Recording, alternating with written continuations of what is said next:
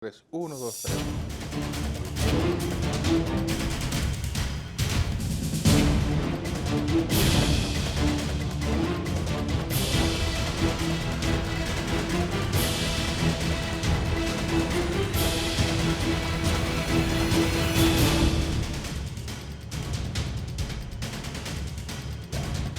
Me quiero dirigir a todos ustedes hoy cuando se cumple el aniversario de nuestro Plan Nacional de Vacunación. El primer año de una gran victoria colectiva en el que los dominicanos fuimos ejemplo para el mundo. Este plan ha sido todo un éxito y por ello debemos felicitarnos por la responsabilidad que hemos mostrado siempre y por los sacrificios que hemos tenido que hacer durante estos 2 años de pandemia. El gobierno hizo lo que tenía que hacer para proteger a nuestra gente y el tiempo nos ha dado la razón en nuestras acciones contra la pandemia. Nos pusimos a la vanguardia, apostamos por contratar la mayor variedad de vacunas, aplicamos tratamientos novedosos y fuimos de los primeros en el mundo en proponer una tercera dosis a pesar de la poca fe de unos pocos. Gracias a los médicos, a las enfermeras y a todo el personal de salud, gracias a nuestros militares y policías, gracias a los empresarios que facilitaron recursos humanos y económicos para la causa y gracias sobre todo a los millones de dominicanos que cumplieron las medidas y acudieron a vacunarse. Gracias a todo eso hemos superado lo peor de la pandemia. Hoy los contagios diarios y de las últimas 4 semanas están en franco descenso. Tenemos una de las tasas de mortalidad más bajas del mundo y una ocupación hospitalaria muy baja. Este es un éxito colectivo y una meta conquistada. Por eso, les anuncio que desde hoy, todas las medidas restrictivas impuestas por el COVID-19 quedan suspendidas. Medidas como el uso de la mascarilla, la necesidad de presentar la tarjeta de vacunación para acceder a todos los lugares o las restricciones en espacios públicos, hoy son responsabilidad individual de todos y cada uno de nosotros.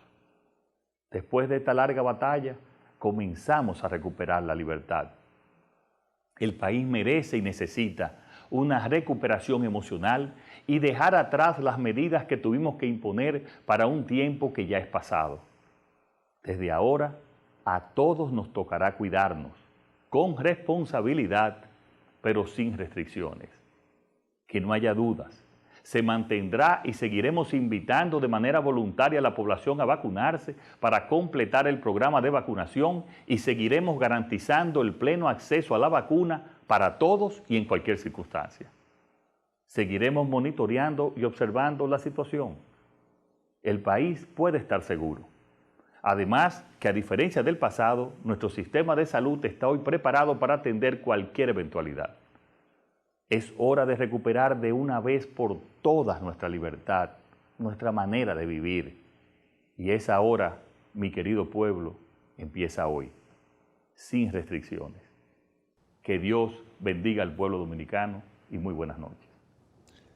Bueno, señores, realmente hay razones para reconocer el esfuerzo del gobierno para enfrentar la pandemia del COVID-19. En honor a la verdad, habría que decir no solo el esfuerzo del gobierno, porque nos estaríamos refiriendo a la administración del presidente Abinader. Yo creo que debemos decir el esfuerzo de los gobiernos. Porque aunque en este mensaje el presidente Abinader decía que a diferencia del pasado, se ha demostrado que ahora estamos en capacidad de enfrentar cualquier eventualidad, no hay que dejar de reconocer que esa eventualidad se empezó a enfrentar desde la administración anterior, cuando era una enfermedad totalmente desconocida, sin tratamiento, bajo toda peligrosidad. Entonces, yo creo que los dominicanos debemos un reconocimiento a nuestros gobiernos, en nuestros 2 gobiernos que han enfrentado esta pandemia con bastante eficiencia. ¿Cuál ha sido el principal logro del enfrentamiento de la pandemia en la República Dominicana, en la administración, en lo que le tocó a la administración del presidente Medina y en todo lo que le ha tocado a la administración del presidente Abinader, ¿cuál ha sido el primer logro? El primer logro ha sido que en la República Dominicana no se produjo un colapso del sistema sanitario. Y eso se hizo por toda la planificación, y eso se hizo por las restricciones y por todas las medidas que se adoptaron para eso. Entonces ese ha sido el primer logro, ¿no? Que no colapsó el sistema sanitario. El segundo logro, ¿cuál ha sido? Que los dominicanos hemos tenido vacunas disponibles. Los dominicanos nos hemos vacunado. Todo el que ha querido vacunarse se ha vacunado en la República Dominicana gratis, sin problema, con eficiencia. Eso hay que reconocérselo al presidente Abinader, todo ese esfuerzo que se ha hecho. Pero en ese esfuerzo también hay un doble reconocimiento, porque no habríamos tenido vacuna sin las relaciones con la República Popular China. Y esas relaciones, quien la estableció fue la administración anterior.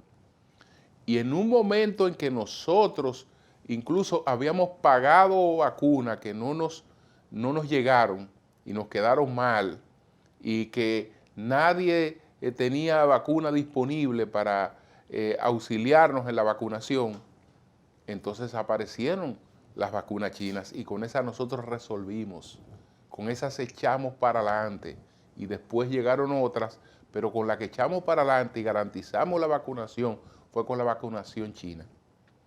Entonces, esas cosas hay que reconocerlas. Sí es verdad que estas autoridades pues han hecho sus mejores esfuerzos. Estos numeritos no se consiguen solo, es decir, la disminución de toda la incidencia tiene que ver con el trabajo que se ha hecho, Ahora bien, vamos a un desmonte de repente de todas las restricciones que teníamos. Yo creo que hay algunas restricciones que hay que conservarlas. Por ejemplo, ¿qué pasó después de los ataques terroristas en Estados Unidos en el 2001? ¿Qué pasó después de esos ataques terroristas? Que se fortalecieron todas las medidas de seguridad en los aeropuertos y para una persona poder viajar de un país a otro, tiene que someterse a un chequeo riguroso de seguridad.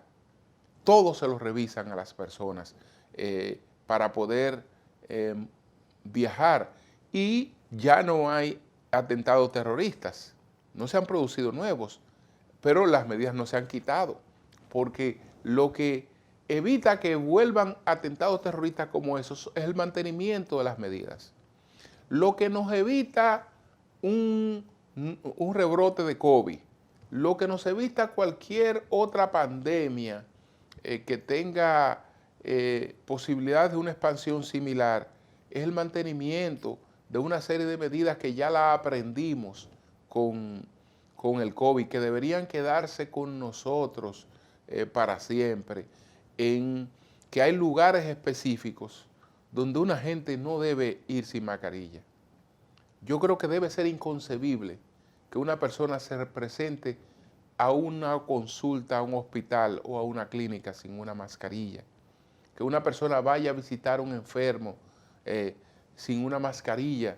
Que una persona vaya a un lugar de culto cerrado, multitudinario, sin una mascarilla. Y que se esté haciendo expendio de alimentos sin mascarilla, la gente hablándole a la comida, a la cosa y sirviendo.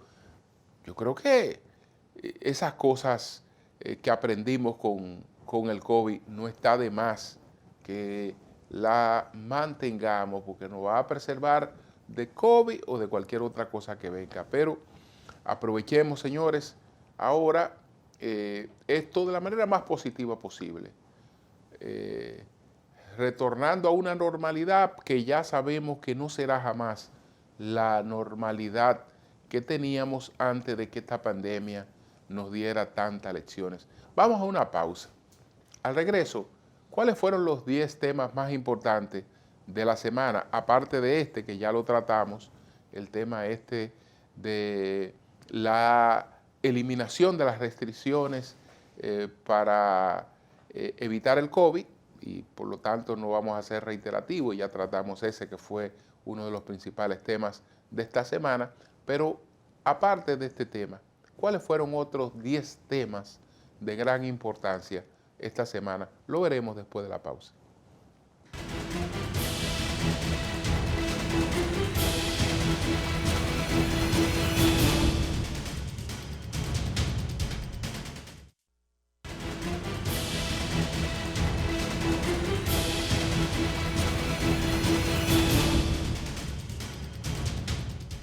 Bien, señores, vamos a presentar de inmediato cuáles fueron los 10 temas más importantes que tuvieron mayor impacto en el debate público esta semana. Adelante.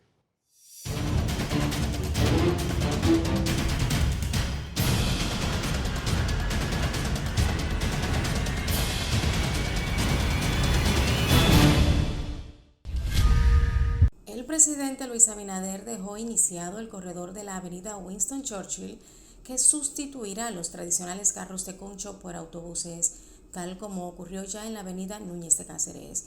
Con un recorrido de 12 kilómetros, el corredor, integrado por 47 autobuses de 90 pasajeros y 67 paradas a lo largo de su trayectoria, operará todos los días en horario de 5 de la mañana hasta las 11 de la noche. Los autobuses están programados a pasar por la importante vía en intervalos de 3 minutos entre uno y otro por un costo de 35 pesos a través de pago electrónico. Este corredor forma parte de la implementación del Plan de Movilidad Urbana Sostenible con el respaldo de la Agencia Francesa de Desarrollo mediante fondos destinados por la Unión Europea y el acompañamiento técnico del Banco Interamericano de Desarrollo BID. El corredor iniciará en Parentown, en la avenida Jacobo Masluta, y se desplazará por las avenidas República de Colombia, Jardines de Fontainebleau, John F. Kennedy y concluirá su ruta al sur de la avenida Enrique Jiménez Moya, en el Centro de los Héroes, con un total de 64 paradas por 35 pesos.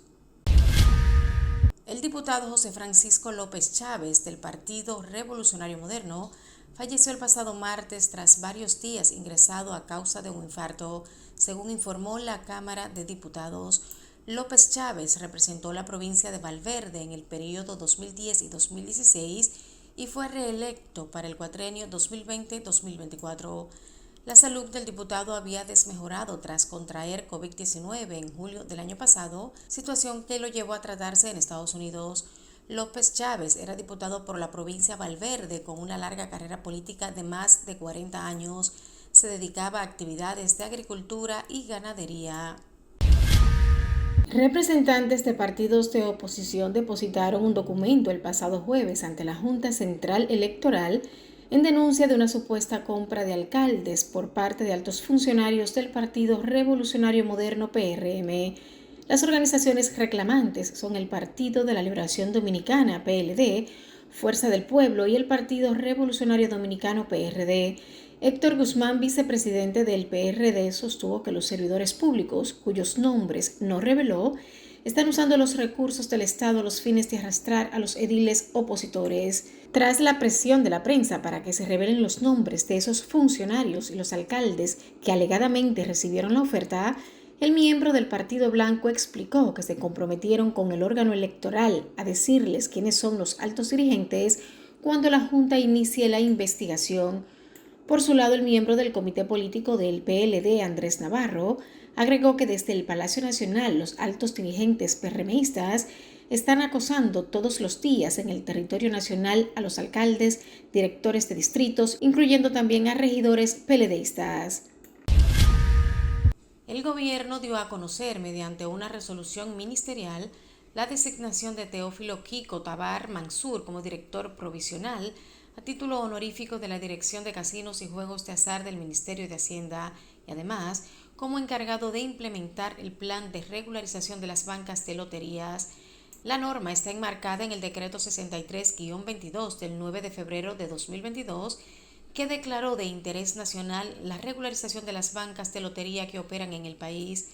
En el artículo segundo de la resolución se establece que los propietarios de establecimientos afiliados a la Federación Nacional de Bancas de Lotería, FENABANCA, las concesionarias de loterías electrónicas y las bancas de lotería independientes y sin afiliación que deseen acogerse al plan, deberán comprometerse mediante documento escrito y formal a presentar en 120 días un listado de todas las bancas de lotería de su propiedad, independientemente de su estatus legal.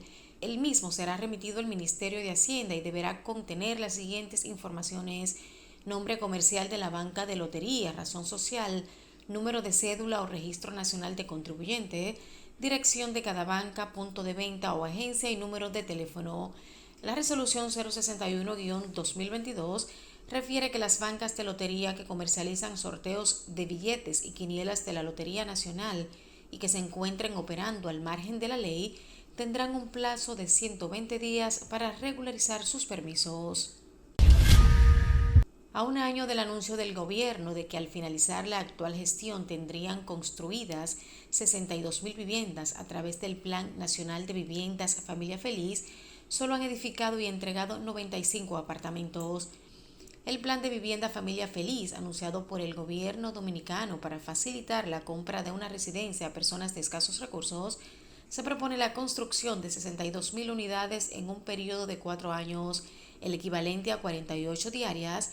En el primer año se prevé la construcción de 11.000 viviendas para un promedio de 33 por día. De acuerdo a los datos ofrecidos por las autoridades, está lejos de cumplirse el propósito de construir 62.000 viviendas en 4 años. Para poder cumplir con estos propósitos, el gobierno y las empresas privadas que participen en el proyecto debían construir 48 viviendas por día durante los 1.287 días que le restaban a la actual administración en el momento que se hizo el anuncio. El presidente Luis Abinader, cuando hizo el anuncio del Plan Viviendas el 13 de enero pasado, dijo que cada vivienda tendría un costo para el adquiriente de entre 800.000 y 4.5 millones de pesos. La ex vicepresidenta de la República, Margarita Cedeño, volvió a lanzar duras críticas al gobierno de Luis Abinader, la cuarta en lo que va del mes de febrero. La aspirante a la presidencia para los comicios de 2024 por el Partido de la Liberación Dominicana dijo que el país sufre lo que ella denomina la tripleta del atraso: falta de empleo, alta inflación y funcionarios que no saben gobernar. Hay 350.000 dominicanos buscando empleo y no lo encuentran. Muchas familias están desesperadas, especialmente mujeres y jóvenes, por la dificultad para obtener empleos, deploró a través de su cuenta en la red social Twitter. La ex vicemandataria ha criticado, al igual que otros opositores, el alto costo de la vida en momentos en que el gobierno del Partido Revolucionario Moderno se aboca en las reformas de temas pendientes, como la reforma constitucional para dotar de independencia al Ministerio Público, la discusión del fideicomiso Punta Catalina, entre otros. Tras el rechazo que generó en la población, la Dirección General de Impuestos Internos, la DGI, dejó para el año que viene la aplicación de la norma 04-2022, con la que la entidad busca corregir distorsiones que le dejan pérdidas anuales estimadas en 150 millones de pesos. El director de Impuestos Internos, Luis Valdés, explicó que esta decisión se tomó para evitar confrontaciones y con la finalidad de buscar el consenso con los contribuyentes que serían afectados. Valdés explicó que esta norma tiene la finalidad de corregir distorsiones existentes en el régimen de tributación simplificado, mediante el cual algunos contribuyentes se benefician de más de una exención y se quedan con dinero del fisco. Impuestos Internos aplazó la aplicación de la normativa, a pesar de que había precisado que la misma no tendría ningún efecto impositivo en el 39% de los médicos acogidos en el RCT, ni en el 62% de todos los profesionales liberales que se encuentran bajo esta modalidad. Según la DGI, en el RCT existe un registro de 20.500 contribuyentes segmentados en 16.500 profesionales liberales y 4.000 personas jurídicas, de los cuales 7.500 son médicos. El expresidente hondureño Juan Orlando Hernández fue detenido el pasado martes por la policía hondureña, un día después de que Estados Unidos solicitara su extradición para enfrentarse a cargos de narcotráfico y armas. La solicitud de extradición de Hernández es una conclusión extraordinaria de una profunda investigación de la DEA sobre el narcotráfico en el país centroamericano, que los fiscales han descrito como tráfico de drogas patrocinado por el Estado. Hernández, quien dejó la presidencia de Honduras el 27 de enero tras 8 años en el cargo, ha sido implicado por fiscales de Nueva York en nexos con el narcotráfico. Su hermano, el exdiputado Tony Hernández, fue condenado en marzo de 2021 a cadena perpetua en Estados Unidos por ese mismo delito. El expresidente Hernández niega todos los cargos y asegura que las acusaciones son una venganza impulsada por los mismos capos de la droga que su gobierno capturó o extraditó a Estados Unidos. Los presidentes de Francia, Emmanuel Macron, y de Estados Unidos, Joe Biden, coincidieron en que el anuncio del repliegue de algunas unidades rusas de la frontera con Ucrania es una buena señal, pero apuntaron que se debe verificar y que hay que ser prudentes. La conversación entre Macron y Biden, la cuarta que mantienen en torno a la crisis entre Rusia y Ucrania, sirvió para constatar su opinión de que hay que tomar nota de esas medidas, evaluar la calidad de ese anuncio y comprobar su alcance y significado. Por su parte, el presidente ruso Vladimir Putin afirmó también el pasado martes, durante una rueda de prensa conjunta con el canciller alemán Olaf Scholz en Moscú, que Rusia no quiere una guerra en Europa. Biden ha reforzado su apuesta por el diálogo y se ha mostrado predispuesto a alcanzar acuerdos por escrito con Rusia. Deberíamos darle a la diplomacia todas las oportunidades para tener éxito, ha apuntado el presidente. Sin embargo, ha remarcado que Estados Unidos también está lista para responder con decisión a un hipotético ataque de Rusia sobre el territorio ucraniano que considera claramente posible. Estados Unidos afirmó que aún hay abierta una ventana para resolver pacíficamente la crisis con Rusia sobre Ucrania, pero exigió a Moscú una desescalada creíble y verificable ante la concentración de tropas rusas en la frontera con el país vecino. Finalmente, el pasado domingo tuvo lugar uno de los sucesos deportivos más mediáticos del mundo, el Super Bowl 56, en el que se enfrentaron Los Ángeles Rams y los Cincinnati Bengals. A pesar de que el Super Bowl no ofreció a los usuales contendientes por el título de la NFL, el inédito duelo entre Rams y Bengals resultó más que atractivo para los aficionados de la liga, quienes revitalizaron los números de la National Football League en la televisión estadounidense. De acuerdo con información de NBC Sports, el cotejo celebrado en el SoFi Stadium alcanzó una audiencia promedio de 101.1 millones de televidentes. Se agregó que 11.2 millones de aficionados se unieron en la transmisión a través de plataformas de streaming para un total de $112.3 millones. Ante la expectativa que representó la reunión de Dr. Dre, Snoop Dogg, Eminem, Kendrick Lamar y Mary J. Blige en el emparrillado del SoFi Stadium, los espectadores no se despegaron del televisor durante el show de medio tiempo. Se agregó que un aproximado de 103.4 millones de personas se reunieron para presenciar el espectáculo, que contó con la sorpresiva participación de 50 Cent. Los Rams, flamantes campeones del Super Bowl, confían en que el ambicioso proyecto que pusieron en marcha para conquistar el título en Los Ángeles pueda ser el inicio de una nueva dinastía en la NFL. El triunfo del domingo ante los Cincinnati Bengals 23-20 saldó la gran apuesta de los Rams, que llevaron a cabo una gigantesca inversión para atraer a las figuras necesarias para alzar el trofeo en su SoFi Stadium.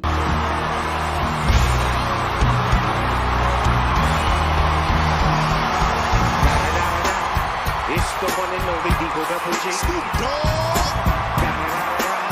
You know what happened with the D.R.E. Yeah. Y'all know what this is, so can y'all make some noise for my man Snoop Dogg? Come on, louder, y'all, louder. Top dog, bottom all, yeah, I'm burning it up. DPGC, go ahead and turn it on up. CBT, LBC, yeah, we hook it back up. And when they bang this in the club, they beat, you got to get up.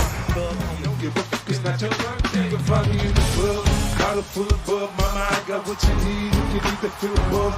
I'm in the having sex, I ain't in the making love. So come give me a hug, you in the getting rough. When I pull up out.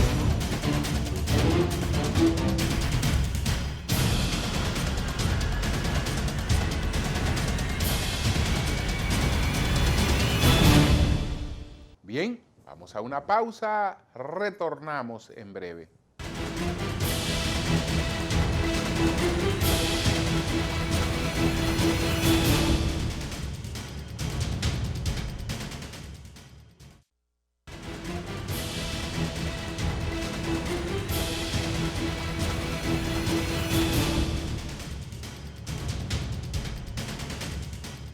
Dos temas internacionales que tuvieron mucha repercusión entre nosotros, que aún la mantienen. El primero, el telón de fondo, es la crisis entre Rusia e Ucrania, es decir, las posibles consecuencias de un ataque de Rusia a Ucrania.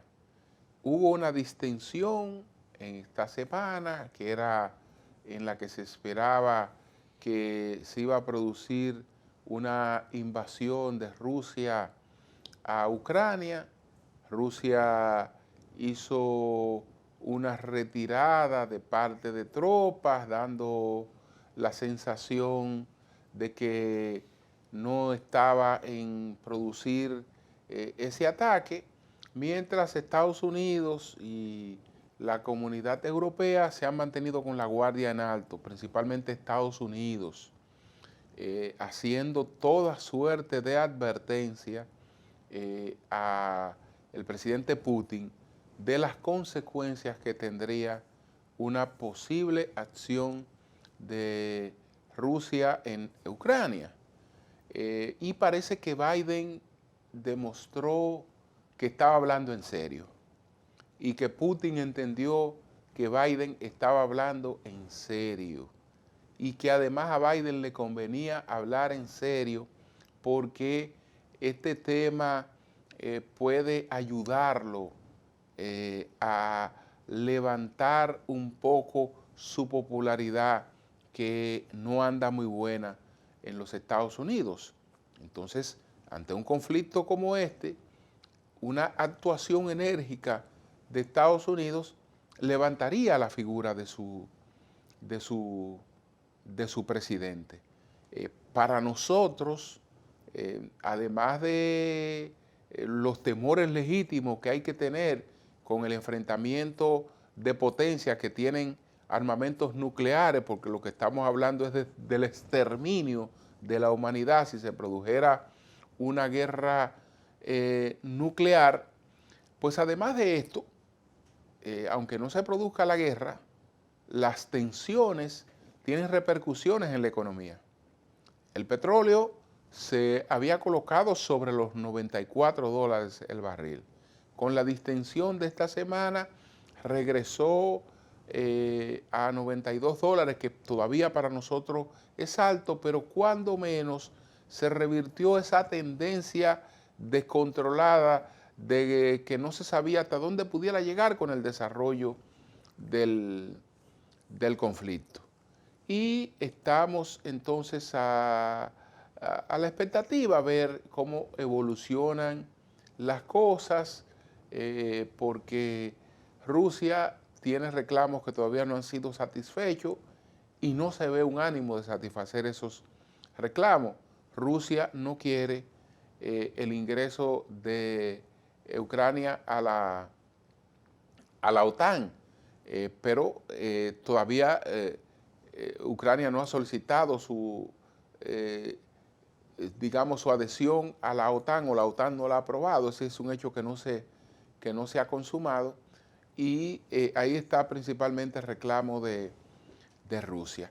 Otro acontecimiento fue la solicitud de extradición y la humillación de la que fue objeto el expresidente de Costa Rica, Juan Orlando Hernández, solicitado en extradición por acusaciones de narcotráfico, de haberse asociado con cárteles de droga para usar su influencia desde el Congreso, como presidente del Congreso, como líder político, como candidato y como presidente, para ponerla al servicio del narcotráfico.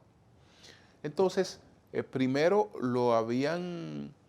el secretario de Estado de Estados Unidos había anunciado que se le anuló de por vida el visado, el permiso para poder viajar a los Estados Unidos de por vida. Él no podía viajar a Estados Unidos.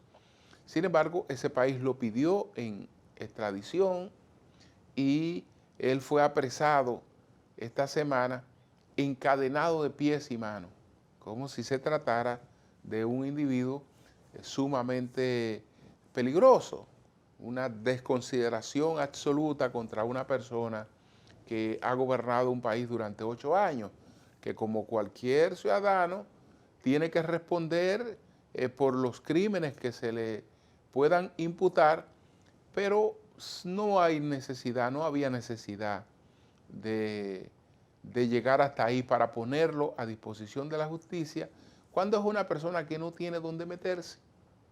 No tiene dónde meterse, no tiene cómo evadir la justicia, y menos a Estados Unidos. Y entonces estaba en su casa, con la casa rodeada, sale a ponerse a disposición de la justicia, lo que había era que conducirlo, donde había que conducirlo, se podía esposar, pero encadenar de pies y manos, la verdad que esa es una humillación que no es a él, es a la figura de los presidentes. Es a la figura de los presidentes la que se está humillando, por lo menos de los presidentes latinoamericanos, la que se está humillando con la forma en la que fue apresado exhibido Juan Orlando Hernández, que está en trámite, que durará un tiempecito, pero ese trámite va a terminar enviándolo a los Estados Unidos de América. Hacemos una pausa y entonces al regreso vamos a presentar las 3 preguntas. Vamos a hablar de toda esta espectacularidad, todo este derroche de recursos que se produce alrededor del Super Bowl y cuáles son los objetivos que persigue una sociedad como la estadounidense con ese culto al consumismo.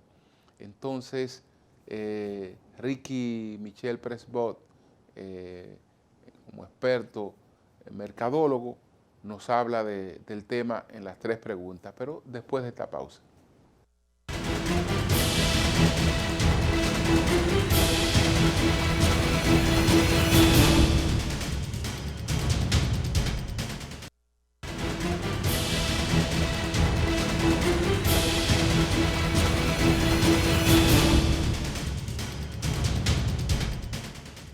Bien, señores, vamos a presentar de inmediato las 3 preguntas que nuestro equipo le formuló esta semana a Ricky Michel Presbot. Estamos hablando de todo el consumismo, todo el derroche de recursos alrededor del Super Bowl. Y entonces, ¿cuál es la estrategia mercadológica que hay alrededor de todo esto? Adelante.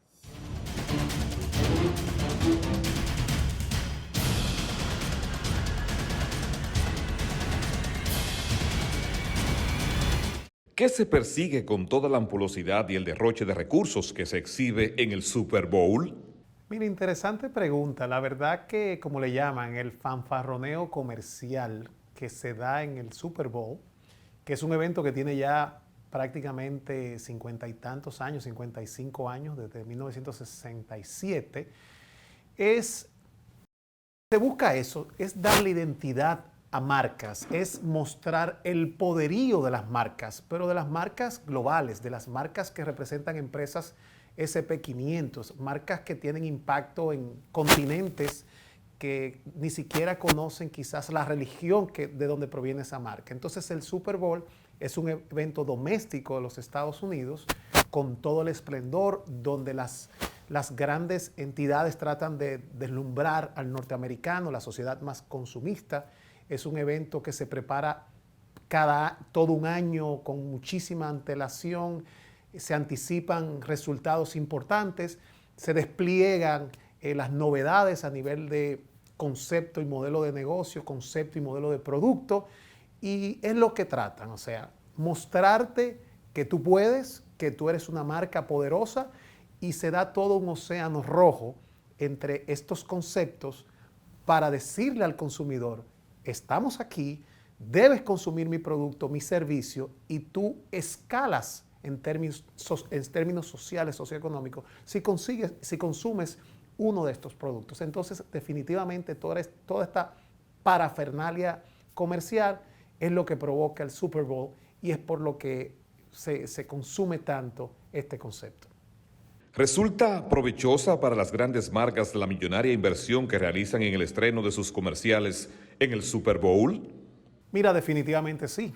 Esto es una inversión que tiene una tasa interna de retorno enorme, porque podemos tomar el caso de Pepsi-Cola, que es quien auspicia, quien apadrina el show de medio tiempo, que es el referente, lo que todos los espectadores, y se ha medido a nivel de rendimiento y se ha medido a nivel de conectividad, que la mayoría de las personas que siguen el Super Bowl no es precisamente por el juego, sino por ese evento de medio tiempo. Entonces las marcas como Pepsi, que invierte decenas de millones de dólares para mantener esta exclusividad, tienen un valor agregado, porque es una manera de la marca expandirse, es una manera de la marca generar confianza. Cuando tú pones un spot en el Super Bowl, significa que tu marca es una marca robusta, que tiene capacidad de desplegar esa inversión para que tú conozcas cuál es la novedad. De hecho, los comerciales de Super Bowl son los comerciales con los que todos los conceptos de negocio,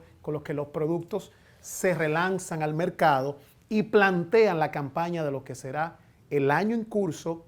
Como quien dice, todo nace en el Super Bowl en términos comerciales, en términos publicitarios, en términos mercadológicos. Tenemos en la República Dominicana la oportunidad de producir un montaje lejanamente parecido en torno a las finales del béisbol o de otros de los deportes populares. La verdad que República Dominicana, que puede ser el hub regional del béisbol, de alguna manera pudiese ser un evento anual. Lo que pasa es que lo que me da el temor es que regionalmente el béisbol no se posiciona tanto. Regionalmente, y cuando hablo de la región, veo Caribe, Centroamérica y una parte de Sudamérica, el deporte predominante es el fútbol, soccer. Entonces, de repente el béisbol quizás no sea esa ancla comercial que de alguna manera me atrape un evento regional, porque global no puede ser. Yo apostaría más por un evento en el entretenimiento, en la música, con artistas.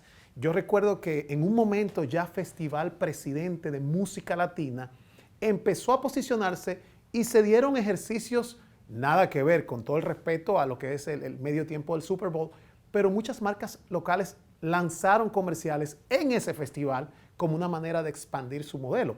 Entonces, yo creo que de repente algo mezclado entre lo deportivo, pero el entretenimiento, pudiera hacerse un ejercicio, pero hay que apostar a la consistencia. O sea, recuerden que el Super Bowl tiene 55 años. La primera década, los primeros 20 años del Super Bowl, no era ese modelo de rendimiento rentable donde un minuto costaba centenas de millones de dólares. No.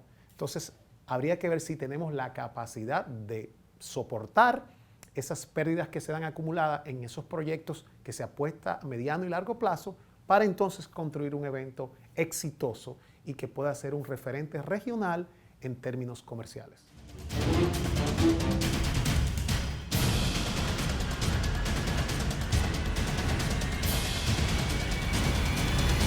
Bien, hacemos una pausa, retornamos en breve.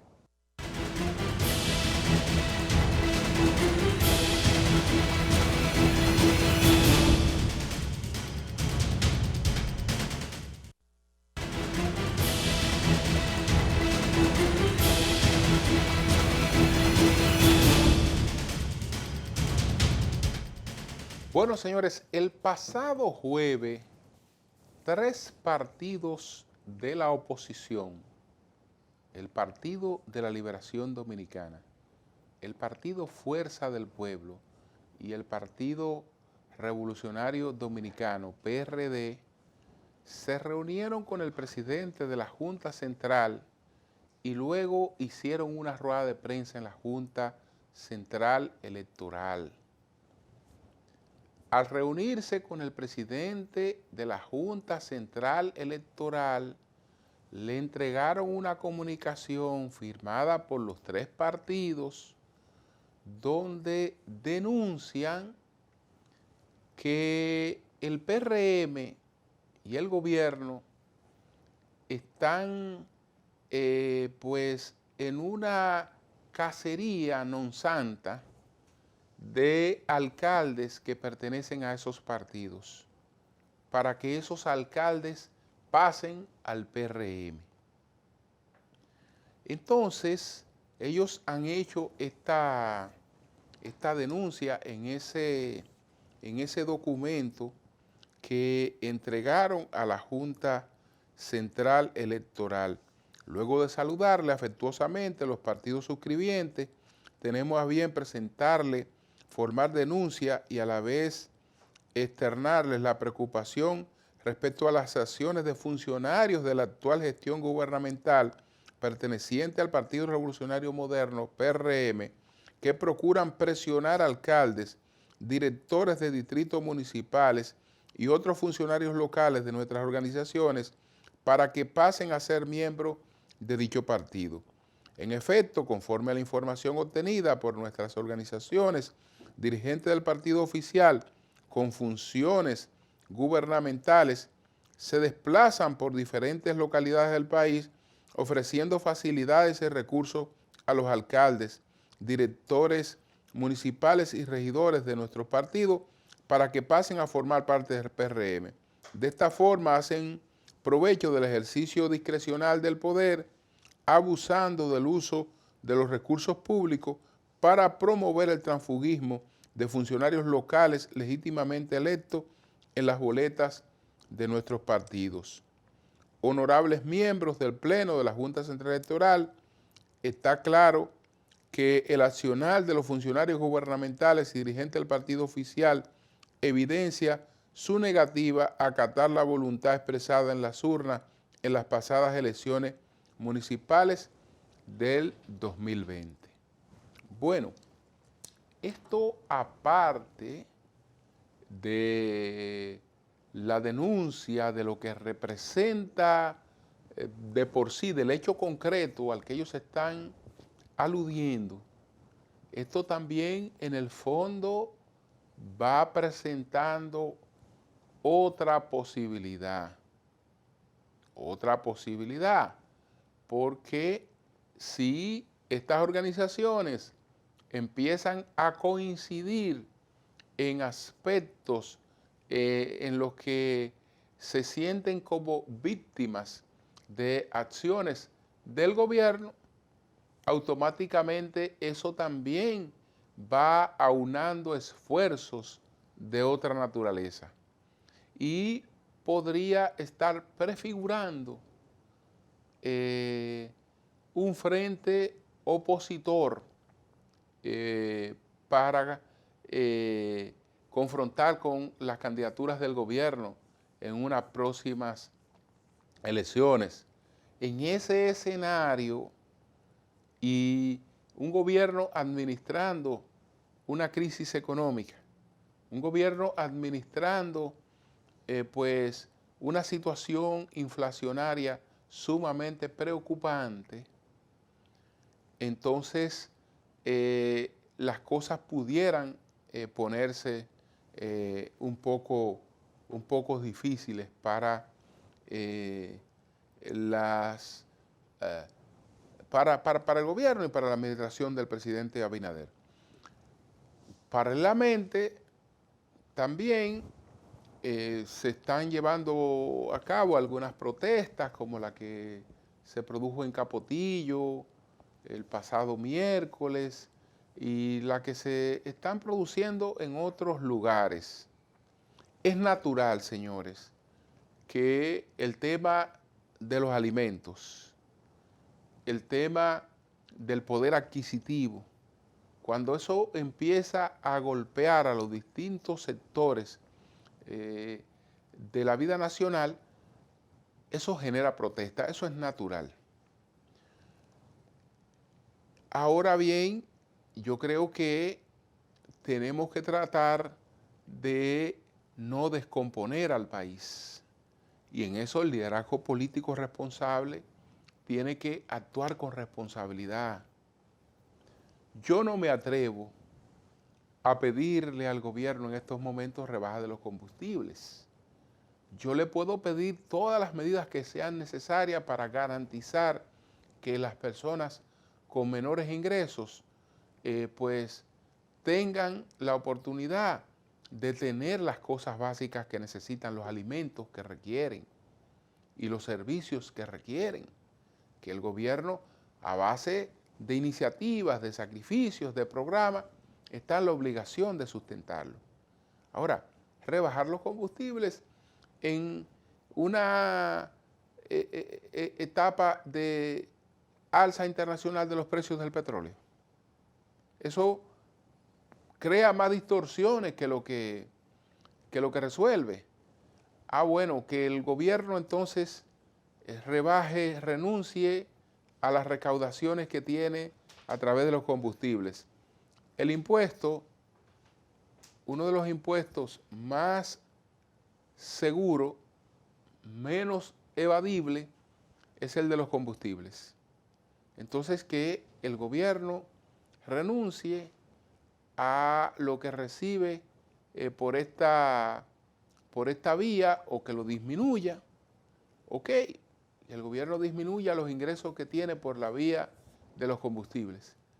Pero el gobierno que va a disminuir, el Estado que va a disminuir los ingresos por la vía de los combustibles, es al mismo que entonces le vamos a pedir que siga haciendo obras que son necesarias para combatir la pobreza, para mejorar la calidad de vida de la gente, porque esas cosas se hacen con recursos.